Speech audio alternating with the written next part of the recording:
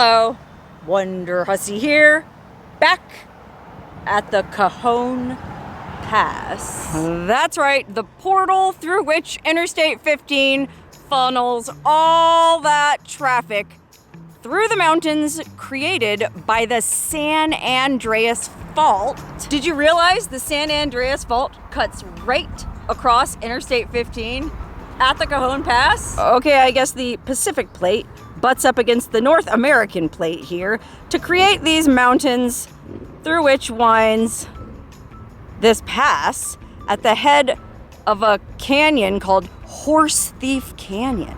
Horse Thief Canyon. Doesn't that sound like something right out of the Wild West? Well, that's because it is something right out of the Wild West. Newsflash, this pass wasn't built by Caltrans. This pass has been here since time immemorial, providing a way for the Native Americans, the first white people, the Spaniards, to cross from the high desert through the mountains into the LA LA Basin. Just kidding, I love LA and I would actually live there myself if I could afford it. Anyway, there's all kinds of history up here at the Cajon Pass, and I covered that in the video I made about the Cajon Pass a couple years ago. But since making that video, I've learned a couple new factoids. Most significantly, what most people think of as Cajon Pass, you know, where the interstate comes through the mountains, where there's the gas stations and the little motel, which is actually pretty nice. I stayed there last night. And the infamous McDonald's right on the Pacific Crest Trail where all the hungry hikers stop. All of that is technically called Cajon Summit. The actual Cajon Pass is 3 miles east of here, and it's the high point where the railroads cross the mountains. Okay, this is the actual Cajon Pass, and this railroad track was laid way back in the early 1880s to connect Barstow to San Diego.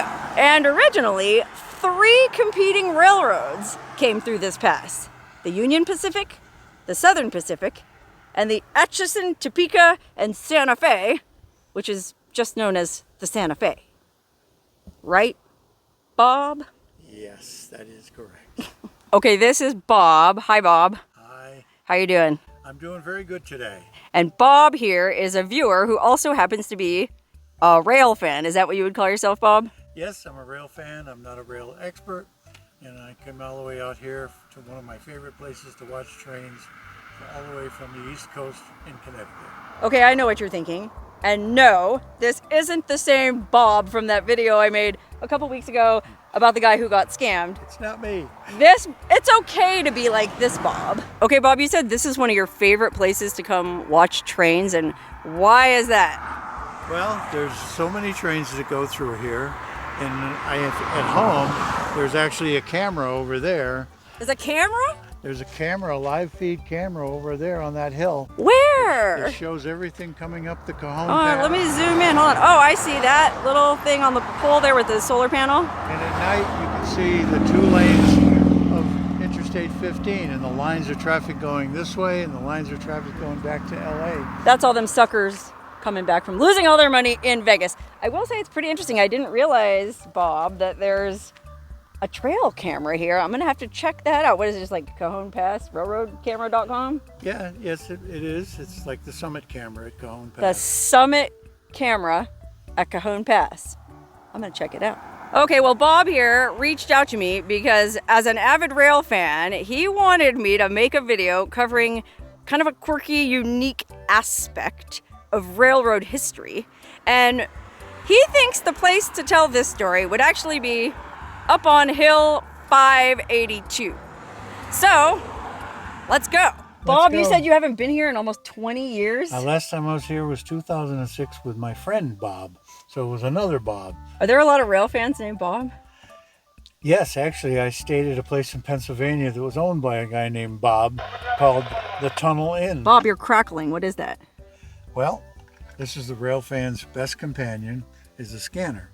This one happens to be a Uniden, is it BC 125 AT, which picks up all the railroad frequencies that you can put in You know? Oh, you can eavesdrop on the trains. You can eavesdrop on what's going on because trains don't have real schedules, so we can't go by a timetable. Wait, railroads don't have schedules? I thought everything ran on timetables.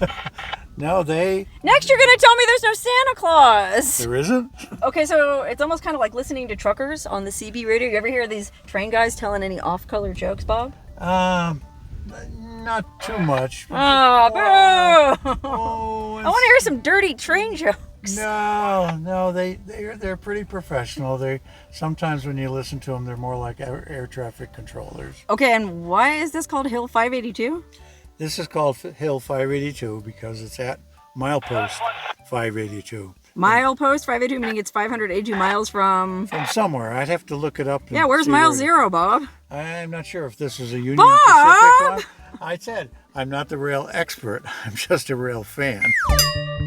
Okay, well, we'll see what's going on here at Hill 582 today. Bob, do you feel like a kid on Christmas? Yes. I'm having so much fun, Sarah. This is just when great. you come to LA, you don't go to Disneyland. You just come to the Cajon Pass. This is Disneyland for me. Boy, I'm weirdly excited too because last time I came here, I had to wonder about everything, and now I'm here with, well, not an expert, but at least somebody who knows enough about it to maybe fill me in. Uh-oh, there's already someone up here on Hill 582. Sir, are you another rail fan? Yes, I certainly am. We used to call ourselves train spotters back in the day. I'm from Johannesburg, South Africa. I live in Encinitas, San Diego, and I've heard about the Tehachapi Loop and this place 582 for years. It's been on my bucket list, and thank God now, 77 going on 78. Me too. I can finally... Oh, look at that! Two 77-year-old rail fans! How about that? And what's your name, sir? Hilton. Hilton as in the hotels. Right. And Saks as in Fifth Avenue. Oh, wow. Now, You must come from a family with a lot of money. Otherwise, I would have had a bigger rig down there, or maybe flown in. Oh, look at that. Hilton's up here just camping in his rig on Hill 582 with his dog. I think it's great. What's your dog's name? Jackson. Jackson. Okay, now you just mentioned a South African word to me that I thought was very interesting. And what is that? Yes, we use the word gramadulas. Gramadulas. What does that mean? It means beyond the beyond. And Europeans can say the ch. Americans can't say ch. Gramadulas. They can't say ch. Anyway, it's called gramadulas. So we're in the gramadulas, meaning the middle of nowhere, beyond the beyond. Indeed it is, and what a breathtaking, beautiful place. The solitude over here, and as you said in your tube video, it defies the noise and the engineering, the solitude of this place. Wait, in hold on a essence. minute. You saw my video about Hill 582? I certainly did, and it was one of the inspirations that made it come up here. Thank you, brother. It gave such a human touch to it that it was just more than just the trains. I can't It was go the whole anywhere product. without running into people who watch my videos. This is just great. Guys come from miles around to see the Wonderhussy. Boy, how about that? Nothing to boost a girl's ego like running into all these nice-looking men who follow my adventures. And the guy gave me a salute, I swear. I looked down. Boy, these guys are really cuckoo for railroads. That's what I love about coming to places like this, where you find these people who are into these little niche interests. They're so passionate that you can't help but get fired up about it yourself, at least if you're like me. All right, Bob, well, hopefully we get lucky and an actual train comes through here while we're up here, huh, with a bunch of cars. Wouldn't that be nice? Well, it would be nice, but sometimes they do a lot of maintenance during the day, and then they run crazy trains all night. Oh, but you said you were up here the other day and you saw a bunch? Yes, I was up here yesterday, and there was a lot of them going through. And from our hotel last night, I was on the balcony, and I saw like 8 or 9 go by. Bob, you were up in the middle of the night listening to trains. You were here yesterday looking at trains. Do you ever get tired of looking at trains? No, because they're so relaxing, and it's just so fun to watch. You were saying earlier you had like an analogy with fishing. You know, I think of it as like fishing, where you go and you sit by the stream in a beautiful spot, and you wait for a fish to bite. You reel it in, there's all the excitement, then you either keep it or you throw it back. Now to me, the train watching is almost the same, because I go to a beautiful spot like here in the Cajon Pass, and we wait for a train, and you know, it's just, while it's quiet, it's just so peaceful right now. And then all of a sudden you'll hear the little rumble or the horn in the distance, and then the anticipation builds, and the train comes by, the big engine's on the front, and you wait for it to go by, and then after it's gone, you go back to just being chilled out, just relaxed, you feel good, everything's wonderful in the world. Okay, so we have a little bit of time to hang out up here on Hill 582, crashing poor Hilton Sachs and Jackson's party. He's a good sport, he doesn't mind us being here. In fact, he... Because it's just a line. Wait! Hilton, a train! Bob! Bob, hurry! A train's coming! That will be Union Pacific. We gotta get up front so we get a good view. Golly, you think these rail fans would be running out here with me? I'm more excited about it than anyone. I want to see if I can get this dang engineer to toot his horn at me. Okay, Hilton said that the engineer tooted at him the other day. Let's just see if I'm as cool as him. Woo! Toot toot! Oh, look at that. Hey! Was he tooting at me, or was that just like a safety toot? Oh, it's for me! Wait, why are you so fired up about what happened? It's graffiti. It's all about the graffiti.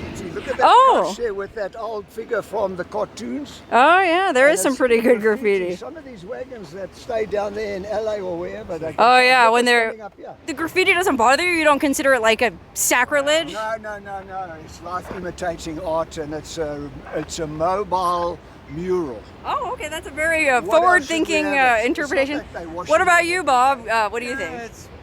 Some of it can be destructive, but most of it is okay. But you know, it does kind of cover up the original paint job, which is kind of why we came up here in the first place. Remember, Bob wanted to come up here with me in the first place because he had this quirky, unique aspect of railroad history that he wanted me to tell you about, and it has to do with the paint jobs on these trains. Bob here lured me out to this middle of the, what did he say it was called? I already forgot. Middle of nowhere, because he wants me to tell you guys this story about this failed railroad merger that created some very unique locomotives that are still painted in a very unique way to this day. And they're sort of like, it's kind of like that Beatles album. Remember the Beatles had that album with the bloody baby dolls all over the front, and it was a big controversy, so they had to change the cover and put something else on it. And nowadays, as a collector, if you can get one of them albums that has the bloody baby dolls on it, it's worth a lot of money. Well, there's these locomotives that have this weird paint job on them that, well, they're not for sale, so they're not worth a lot of money, but they're just kind of like extra special feathers in any train spotter's cap. Is that more or less an accurate description? Yes. Okay, good, man. Because it is a little nerve-wracking trying to tell a story when there's a semi-authority over here listening to me. Well, anyway, my understanding... Thank you, Bob. My understanding of this story is that originally there were 3 rail companies that were sharing these tracks going over the pass: the Union Pacific, the Southern Pacific, and the Atchison, Topeka, and Santa Fe, aka the Santa Fe. Well, back in the 1980s, I guess a lot of railroads were merging as a cost-cutting measure. Is that why? Yes. Okay. And so a lot of railroads back east merged, and there was no problem. And so out west here, the Southern Pacific and the Santa Fe decided they wanted to merge. Am I doing okay so far, Bob? So far, so good. Okay, well, unfortunately, you can't just merge when you want to merge. You have to appeal to the Federal Railroad Authority. Is that right? So, yes. And that's like a government legislative body that will approve the merger or won't approve the merger. But because they had been approving all these other mergers back east, the Southern Pacific and the Santa Fe thought it was a done deal. And so they went ahead and started to paint their locomotives in a very specific color scheme. And Bob, feel free to interrupt if I get anything wrong, but my understanding is I'm sure you got it. The Southern Pacific trains were red and the Santa Fe were yellow? Well, they went to what they called the Kodachrome. Right, because they were combining the colors from the two, red and yellow, and it looked like a Kodachrome film box, which back in those days, a lot of rail fans used Kodachrome film to take pictures of these trains. Yes, definitely. Okay, good. I'm doing all right. You're doing all right. Anyway, when they were painting these locomotives in anticipation of this approved merger, they painted them red and yellow to sort of bring the two corporate colors together. And the name of the joint railroad was going to be SPSF, Southern Pacific and Santa Fe. So SPSF. But they couldn't actually paint the whole SPSF until the merger was approved, right? Is that right? Right. So the Southern Pacific trains wrote SP and left a big blank where they would write in SF once the merger was approved.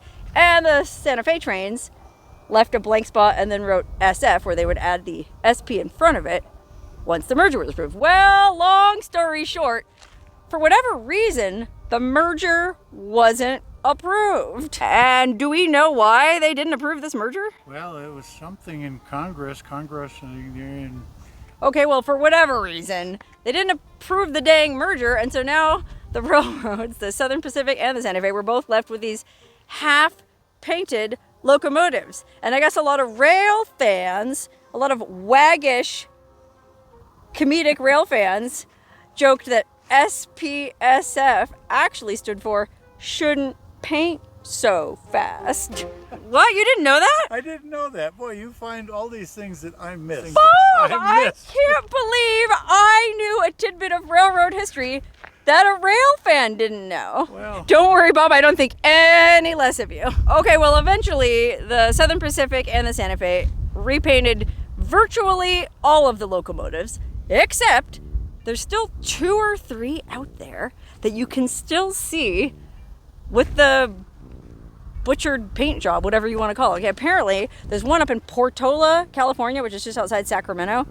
And I was just up in that area myself. I wish I would have known enough to go by there. But anyway, then there's another one. There's only 2 that I could find online that are still in existence. The other one is just right over here in Trona. Okay, Trona. If you've ever been to Trona, it's this stinking, miserable, post-apocalyptic paradise. I don't mean to disparage Trona. It's seen its share of hard times, and I actually really like Trona. So please don't get offended if you're from Trona watching this video. Anyway, it does smell pretty pungent out there because they, I guess, mine a bunch of minerals and soda ash or something. And one of those locomotives is being used out in Trona to this day. And boy, I'm so fired up now from all this train stuff. Now I kind of want to take a trip to Trona. Bob, you ever go to Trona? I've seen videos of Trona, but I've never been there. But as a rail fan, I feel like you need to go. I could do that. Okay, well, anyway, to wrap up the story, weirdly enough, the BNSF, that's the Burlington Northern Santa Fe, well, the Burlington Northern Railroad ended up merging with the Santa Fe. And so some say that the reason that merger wasn't approved is because Warren Buffett, who owns the Burlington Northern Railroad, didn't want the Southern Pacific to merge with the Santa Fe because he wanted it. So I don't know. We don't know if, we're not trying to get sued by Warren Buffett by making any kind of allegations, but maybe he had a hand in that. Whatever the case, nowadays, it's called the BNSF. That's the Burlington Northern Santa Fe. And the Union Pacific is the other railroad that uses these tracks. Did I get that right? Very good. Okay, well, while we're all just sitting around here waiting for the next train to come by, Bob, you just mentioned that you're about to go on an overnight rail trip? Yes, I'm taking Amtrak from Barstow to Albuquerque. How fun! How long of a trip is Well, it? it's overnight. I think it leaves at 9 at night and it gets in at like 10 the next morning. And I have a roomette. A roomette? Yeah, it's not quite a room. It's like 6 foot long and 3 feet wide, but it has a 6 little feet bed. long, so it's basically like a coffin. Yeah, but it's tall. My truck, maybe. It's taller, and they say 2 people can go in there. During the day, there's 2 seats. So there's a bed? The beds fall down, and there's Oh, so one, it's 2 seats facing each other, and they fold down and make a into bed? and then there's an overhead that pulls down into a bunk. Okay, so 2 people could sleep in these roomettes. It's a little tight. There's no bathroom in the roomette. Now, in some on the East Coast, on the single level cars, they do have a little toilet in them and a sink. Fancy, your own This one, ensuite bathroom. That's probably expensive though, huh? The super lounge, yeah. I paid from Barstow to Albuquerque like $370. That's reasonable. Oh my God, now I want to go on an overnight train trip. Have you ever done that, Hilton? I've done plenty of train trips, especially back in the day of steam. in South Africa. You know, we were very late to come to diesel. You did a steam locomotive overnight train trip? Yeah, in fact, sometimes it would take 2 nights on the train from Johannesburg to Cape Town. 1,000 miles, you could well spend maybe a second night, but overnight for sure. How was the food? The food was fantastic. Back in the day, pre-apartheid, of course, it was a vestige of colonialism to have dinner in the dining Oh, and you were like car waited on by a guy in a white uniform? on crockery plates and silver hardware that I'm sure found their way into people's kitchens all day long. Probably. What about your train trip, Bob? Will they have fancy dining like that? Actually, they do. They do? They have. Amtrak has excellent food. They have a menu and it's all cooked to order. And you go to dinner and sometimes you meet up with other people. They seat you with different people. Oh, it's like on a cruise ship. It is. And I did that. Are the meals included with the price of the ticket? Yes. So when you look at it overnight and you look at the airfare and a hotel and everything else, if you were going to drive, it isn't that bad. What about cocktails? Are those covered? They usually allow you 1 alcoholic beverage. With the with these prices, you can't afford not to take a train trip. Oh, okay. So we have a train coming through here, and we're in a unique position this time because I happen to be in the company of, well, not an expert, but somebody who knows a bit about trains. So this time I won't have to speculate. We'll know exactly what we're looking at. Okay, so this is a BNSF train. Is that what you were saying? It's a BNSF train. And we know that because of the track that it's on or the color that it By is? the color of the engine. And you call that color what? A pumpkin? They call it the pumpkin. This is what's called a trailer on flat car, or TOFC. Trailer on flat car. That's because it's like a truck trailer sitting on top of flat cars. So all they have to do with those is pick them off, put them on the ground, and pull them away. Oh yeah, look at that. There's some UPS trailers right there, just ready to be hitched up to a truck. Oh no, look there, now there's another train coming in the opposite direction. Torn between 2 lovers. We're surrounded. I thought. Boy, these guys are in hog friggin' heaven, surrounded by trains. Yeah, exactly. They do call railfans foamers, and these guys are possibly foaming at the mouth. Bob, let me ask you something. If you saw a passenger train go by, would that be as exciting to you as a freight train? No. You like freight trains. I like freight trains. And that is because I like what? Occasional passenger trains. I like to ride on the passenger Sure, train. but as far as like But from a train spotter's perspective, it's much more exciting to see a freight train. It's like fishing. If they told you where the fish was and you just dropped the hook and you pulled it out, it's not as much fun as waiting to catch the fish that you didn't know was going to be there. These trains, you don't know when they're coming. Oh, but the passenger trains you do. You know their because schedule. they are, okay, that makes sense. All right, Bob, listen, as much as I enjoy hanging out here, let's go sign the guest book and get out. I got it. Let's do it and make a donation too. Oh, a donation? How generous of you for the caretaker of this little park. Well, for the bird feeders. Yeah, the guy who built this little park here on Hill 82 has bird seed out. You can feed the birds. You know, he comes up here, rakes, prunes, cleans up. Bob is generous enough to want to make a donation. Like I said, everybody should want to be like this Bob. Okay, let's see. Oh, it's a new guest book since I was here last time. Hill 582. Let's see who the last person was to have signed this and where they were from. Oh, Chino Hills, California. Well, that's that couple there. Let's see who was here before them. Oh, from Anchorage, Alaska. How about that? Man, people really do come from all over the world. Boy, you thought you were cool coming from Connecticut. Okay, today is October 11th. Wonderhussy was back for more with Bob. Not the Bob that got scared. Bob, no, You don't have the to write good that. Bob. All right. Okay, Bob, let me go put this back in the ammo can. Okay, wow, Bob, thank you for dragging me back up here and teaching me more than I ever thought I wanted to know about railroads. You're most welcome, Sarah. This has been a wonderful day. It's been wonderful for me too. I wanted to stop back here before we wrap up the video where this trail camera is, because when we were here earlier, I didn't quite get what Bob was saying. This is actually a YouTube channel. Okay, some random YouTuber put that trail camera up, and so you can go to his channel, and I'll put the link to it up here if you're interested. You too can be a rail fan and watch the trains at the Cajon Pass. Okay, this was my second visit to Hill 582, and you know what that means. I guess I am a rail fan after all. Thanks a lot, Bob. You converted me to your ranks. You're most welcome.